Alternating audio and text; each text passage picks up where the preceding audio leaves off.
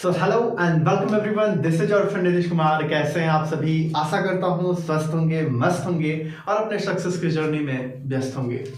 तो चलिए उसी सक्सेस की जर्नी में आज एक और इम्पॉर्टेंट टॉपिक के बारे में डिस्कस किया जाए, एक महत्वपूर्ण टॉपिक के बारे में डिस्कस किया जाए। सो आज के इस एपिसोड का जो हमारा टॉपिक है वह रहेगा एटियोलॉजी ऑफ डिप्रेसिव डिसऑर्डर, यानी कि डिप्रेसिव डिसऑर्डर यानी डिप्रेशन या मूड डिसऑर्डर का कॉज क्या है, कारण क्या है, इसके बारे में इस एपिसोड में हम लोग डिटेल में डिस्कस करने वाले हैं। इसके पिछले वाले एपिसोड में यानी कि कल हम लोगों ने डिस्कस किया था कि डिप्रेसिव डिसऑर्डर होता क्या है, यानी कि डिप्रेशन होता क्या है। बेसिकली इसके बारे में हम लोगों ने कल डिस्कस किया था और आज हम लोग इसमें डिस्कस करने वाले हैं कि इसके कॉज क्या क्या होते हैं, ऐसे कौन कौन से कारण होते हैं जिनकी वजह से जो व्यक्ति होता है डिप्रेशन का शिकार होता है, डिप्रेसिव डिसऑर्डर या मूड डिसऑर्डर से पीड़ित होता है। ऐसे बहुत सारे फैक्टर्स होते हैं जो कि डिप्रेशन को डेवलपमेंट करते हैं, उसमें महत्वपूर्ण भूमिका निभाते हैं, मेजर रोल प्ले करते हैं डिप्रेशन को डेवलपमेंट में या डिप्रेशन को विकसित करने में। सो थोड़ा सा हम लोग डिस्कस करते हैं पिछले वाले टॉपिक को, डिप्रेशन होता क्या है। सो डिप्रेशन को हम लोग अभी थोड़ा सा डिस्कस करते हैं। सो डिप्रेशन अगर देखा जाए तो डिप्रेशन अगर एक्चुअली में देखा जाए तो हमारी मूड की एक अवस्था होती है। क्या होती है? डिप्रेशन जो होती है हमारे मूड की एक स्टेट होती है। अब मूड क्या होता है, हम लोगों ने जैसा कि कल एपिसोड में डिस्कस किया था, कॉन्शियस स्टेट ऑफ माइंड, हमारी जो माइंड की चेतना अवस्था है, जागृत अवस्था है, कॉन्शियसनेस है, उसी को हम मूड कह देते हैं, जो कि हमारी लाइफ में जितने भी एक्टिविटीज होती हैं उनके प्रति डिसीजन लेने में, उसके प्रति रीजनिंग करने में हमारी एक मेंटल कैपेसिटी है। ओके, अब हम लोगों ने यहाँ पे दो पहलू डिस्कस किया था मूड के, जिसमें हम लोगों ने यह डिस्कस किया था कि मूड के भी दो तरीके से मतलब ये होता है कि मूड के भी दो पहलू होते हैं। एक मतलब कि होता है बहुत ही बहुत ही हाई एनर्जी फीलिंग को करना, और दूसरा होता है बहुत ही लो लेवल ऑफ एनर्जी को फील करना। ओके, सो मान लीजिए यह जो स्टेट है यह हमारी नॉर्मेलिटी को प्रेजेंट कर रहा है, नॉर्मल माइंड को प्रेजेंट कर रहा है। यह क्या है? Normal mind. या नॉर्मल माइंड को प्रेजेंट कर रहा है जो एरो है। अब बट लेकिन अब देखा जाए जो हमारा मूड होता है, हमारी मूड की एक स्पेशलिटी ये होती है कि ये एक जैसा तो होता नहीं है। यह हमारी जो मूड होता है अकॉर्डिंग टू सिचुएशंस जो है बदलता रहता है। कभी कभी हैप्पी हो जाता है, कभी कभी सैड हो जाता है, कभी कभी न्यूट्रल हो जाता है, ना सैड होता है ना हैप्पी होता है। सो ये सब कंडीशंस जो होते हैं हम डेली लाइफ में हमारे आते रहते हैं, ऐसे सिम्टम्स जो देखने को मिलते हैं। सो हमारी मूड की एक स्टेट है जहाँ पे हमारा माइंड बहुत ही ज्यादा एलिवेट हो जाता है। ठीक है, यहाँ पे क्या होता है कि हम बहुत ही ज्यादा एक्साइटेड हो जाते हैं, हाई लेवल ऑफ एनर्जी को फील करते हैं, जबकि रियलिटी से उसका कोई कनेक्शन नहीं होता है। अगर हम देखें रियल सिचुएशंस को देखें, रियल इवेंट्स को अगर देखें, अगर उससे को रिलेट करें तो जो हमारा माइंड इतना एलिवेट हुआ, इतना excessive of energy, excessive excitement को जो फील कर रहा है, इतना नहीं करना चाहिए।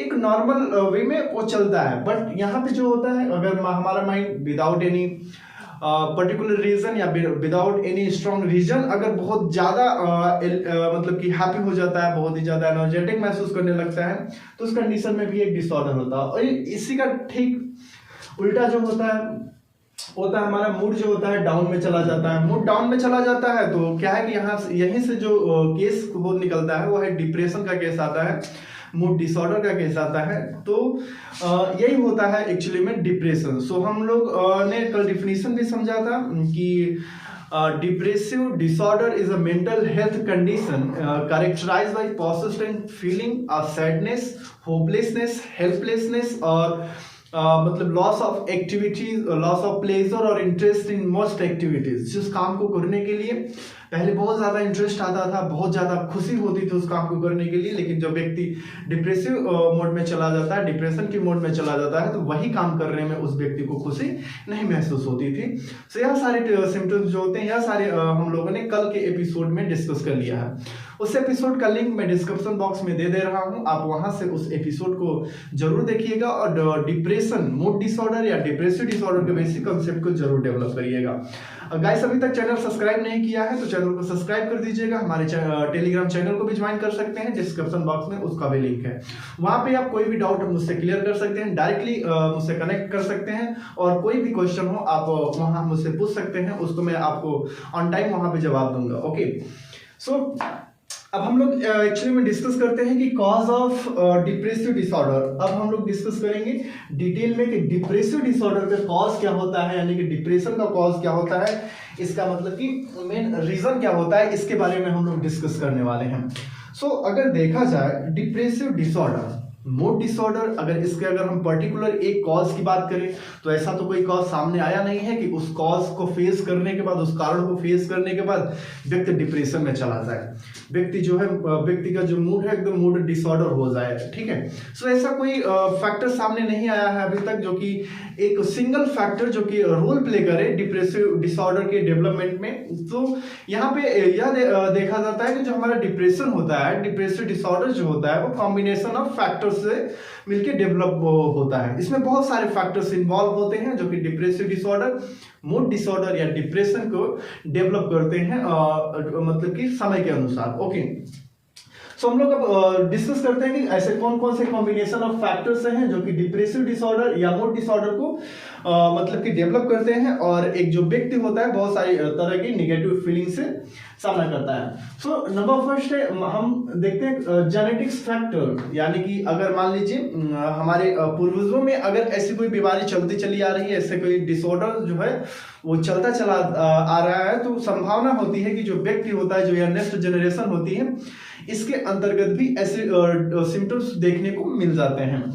ब्रेन स्ट्रक्चर एंड फंक्शनिंग, यानी कि किसी किसी कंडीशंस में जो होता है हमारी बॉडी का, जब हम भ्रूण अवस्था में होते हैं, हम जब गर्भ अवस्था में होते हैं, तो वहाँ पे हमारी बॉडी का एक तरीके से सही से डेवलपमेंट नहीं हो पाता। एक तरीके से पर्टिकुलर हम ब्रेन की बात कर रहे हैं, ब्रेन के जो स्ट्रक्चर होता है उसमें अगर कोई किसी भी प्रकार की कमी रह जाती है, तो इन फ्यूचर जो होता है बच्चे को, जब वो अडल्ट जाता है, अडोलसेंस में जाता है, तो वहाँ पे क्या है कि डिप्रेसिव डिसऑर्डर या उसकी कॉन्शियसनेस लो होती है। डिप्रेशन मीन्स क्या है, तो उसकी जो कॉन्शियसनेस होती है एक्चुअली में लो होती है, वो चीजों को आइडेंटिफाई या सिचुएशंस को कैटेगराइज नहीं कर पाता है कि उसके लिए क्या चीजें सही हैं और कैसे डिसीजंस को उसको लेना चाहिए। सो मतलब फर्स्ट फैक्टर जो है जेनेटिक्स फैक्टर है, और इसमें ब्रेन स्ट्रक्चर एंड फंक्शनिंग है कि कभी कभी यह भी देखा जाता है कि जो व्यक्ति का ब्रेन होता है वो उसमें किसी भी प्रकार की फंक्शनिंग में कोई प्रॉब्लम आ रही है, तो भी व्यक्ति जो होता है डिप्रेसिव डिसऑर्डर या डिप्रेशन के मोड में चला जाता है।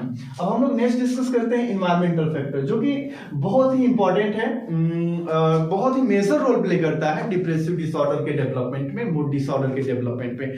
अब इन्वायरमेंटल फैक्टर के अंतर्गत बहुत सारी चीजें आ जाती हैं। ओके, इन्वायरमेंटल फैक्टर के अंतर्गत बहुत सारी चीजें आ जाती हैं, जैसे स्ट्रेसफुल लाइफ इवेंट, यह भी एक इन्वायरमेंटल फैक्टर का ही हिस्सा है। Lack of social support and isolation of society, sexual trauma and abuse, poverty and unemployment, और यह सब सारी चीजें जो होती हैं, फिजिकल ट्रॉमा, यह सब सारी चीजें भी क्या है कि मेजर रोल प्ले करती हैं डिप्रेसिव डिसऑर्डर, मूड डिसऑर्डर के डेवलपमेंट में। अब तो हम एग्जांपल के साथ लेंगे ताकि आपको सारी चीजें अच्छे से क्लियर होती चली जाए। तो हम अगर बात करते हैं स्ट्रेसफुल लाइफ इवेंट की, अब हमारी जो लाइफ है एक समय एक तरह की तो चलती नहीं है, हमारी लाइफ में बहुत सारे अप्स एंड डाउन्स आते रहते हैं। हम जिस चीज को पाना चाहते हैं, जिस चीज को करना चाहते हैं, एक तरीके से यह भी है कि वो चीजें हमको नहीं मिलती हैं, तो वो मतलब कि हमें मतलब एक क्या है कि ये चीजें जो नहीं मिलती है वो हमारे डिप्रेसिव डिसऑर्डर को डेवलपमेंट दे सकती है, डिप्रेशन को डेवलपमेंट कर सकती हैं। अब लाइफ में कोई फिजिकल एक्सीडेंट हो जाना, ठीक है, जैसे हमारे ब्रेन पे काफी मतलब कि चोट लग जाना है, इस कंडीशन में फिजिकल ट्रॉमा भी आ जाता है, ठीक है। सो इस कंडीशन में जो व्यक्ति होता है वो डिप्रेसिव डिसऑर्डर में चला जा सकता है। और यही होता है स्ट्रेसफुल लाइफ इवेंट में, मतलब कि ऐसी जिंदगी में कोई ऐसी घटना, दर्दनाक घटना घट गई जिससे बाहर निकलना एक्चुअली में अगर देखा जाए तो बहुत मुश्किल है।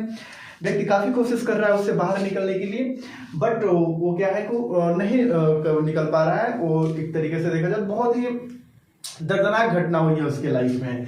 नेक्स्ट है lack of support and isolation, social support isolation. अब इसमें क्या है कि बहुत सारी चीजें आ जाती हैं कि व्यक्ति के अंदर अगर एक तरीके से देखा जाए, अगर उसको किसी भी तरीके से डिस्क्रिमिनेट किया जाता है या उसकी व्यक्ति के साथ किसी भी प्रकार का भेदभाव किया जाता है सोसाइटी में, तो ये जो क्राइटेरिया है, यह जो फैक्टर है डिप्रेशन के डेवलपमेंट में मेजर रोल प्ले करता है।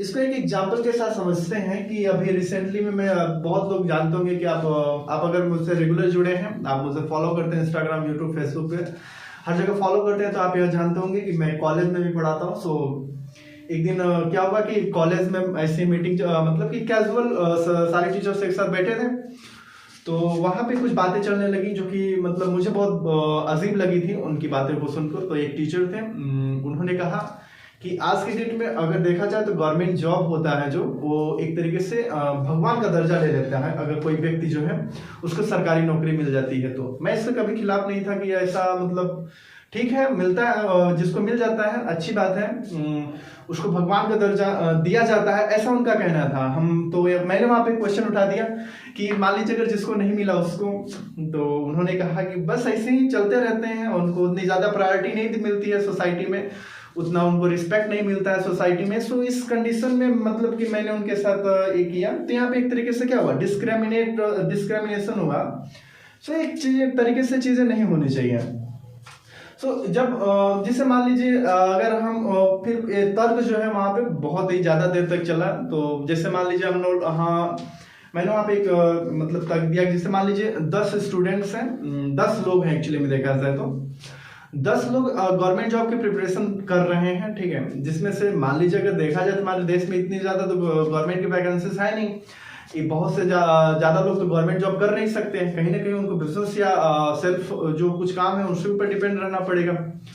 तो अगर हम मान लेते हैं कि 10 व्यक्ति हैं जो कि गवर्नमेंट जॉब की प्रिपरेशन कर रहे हैं, उनमें से दो या चार लोगों को गवर्नमेंट जॉब मिल जाती है, ठीक है, 2 या 4 लोगों को गवर्नमेंट जॉब मिल जाती है और उनको सोसाइटी में एक औहदे लेवल का रिस्पेक्ट दिया जाने लगता है, बहुत ही अच्छे लेवल का सम्मान उनको दिया जाने लगता है। बाकी लेकिन जो 6 बचे उनके साथ डिस्क्रिमिनेशन किया जाता है, ठीक है, उनके साथ भेदभाव किया जाता है क्योंकि उनके पास गवर्नमेंट जॉब नहीं है।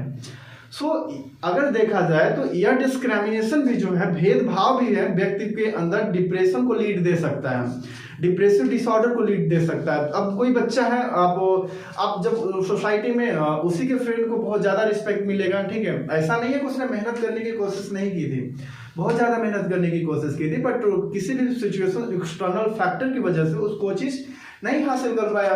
अब वो चीज़ हासिल नहीं कर पाया तो उसके साथ टाइम भी चला गया, ठीक है। उस बात का उसका जो रिग्रेट होगा या जो है उसके लाइफ में इन फ्यूचर डिप्रेसिव डिसऑर्डर को मतलब लीड कर सकता है अगर ऐसा कोई और भी उसके साथ इवेंट हुआ तो।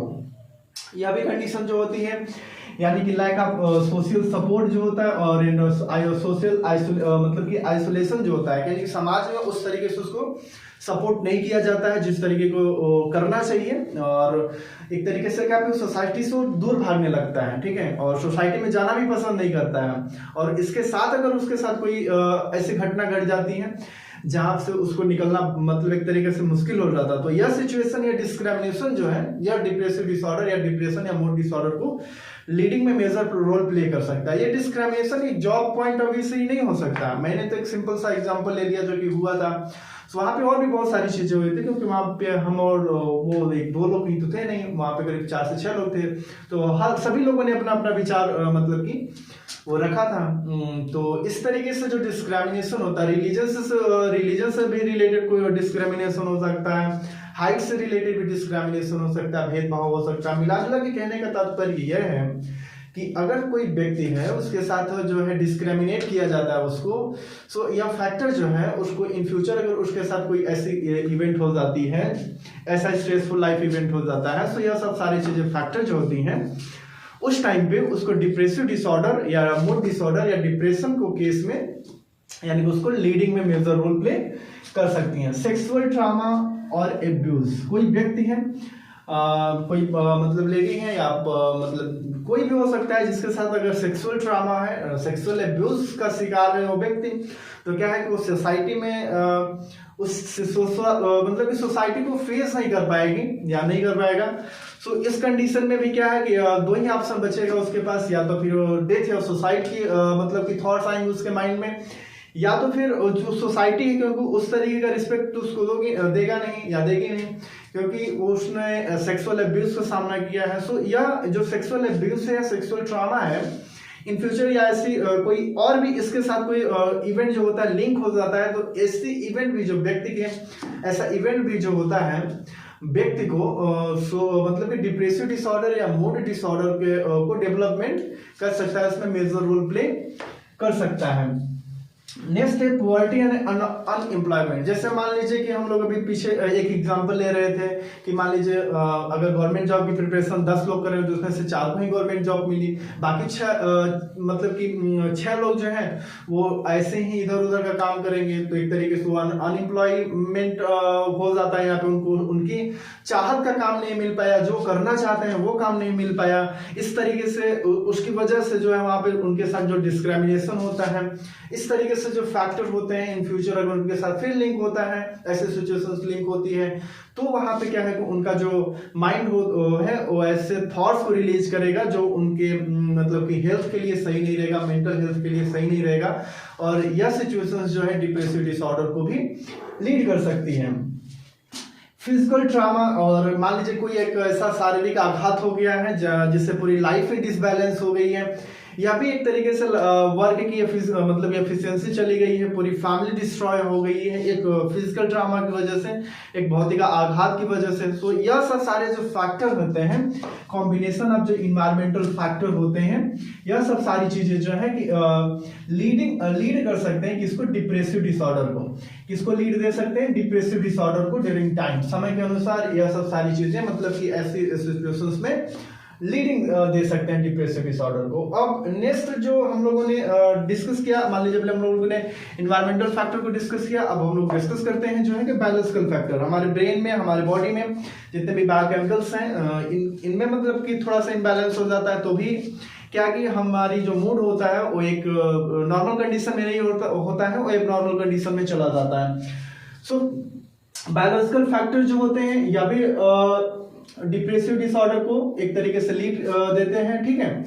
एंड नेक्स्ट है psychological factor. Next psychological factor जो है या भी डिप्रेसिव डिसऑर्डर को मतलब कि लीड कर सकते हैं। साइकोलॉजिकल फैक्टर्स ऐसे हैं जो कि अपने कॉन्शियसनेस को एक तरीके से कंसंट्रेट नहीं कर पाता है, डिसीजन नहीं ले पाता है, उसकी मेमोरी लॉस की कंडीशन आ जाती है, और भी बहुत सारी उसकी थिंकिंग जो होती है या सब सारी चीजें जो है डाउन टूवर्ड्स चली जाती हैं, एक तरीके से बहुत ही डाउन चली जाती हैं, और वो इस चीज में भेदभाव नहीं कर पाता है कि उसको लाइफ में करना क्या है, सिचुएशंस के प्रति वो उसकी जो अवेयरनेस कैपेसिटी होती है वो एक तरीके से लॉस होती चली जाती है। इस कंडीशन में भी देखा गया है कि साइकोलॉजिकल जो फैक्टर होते हैं या भी डिप्रेसिव डिसऑर्डर को क्या करते हैं, लीडिंग देते हैं ड्यूरिंग टाइम।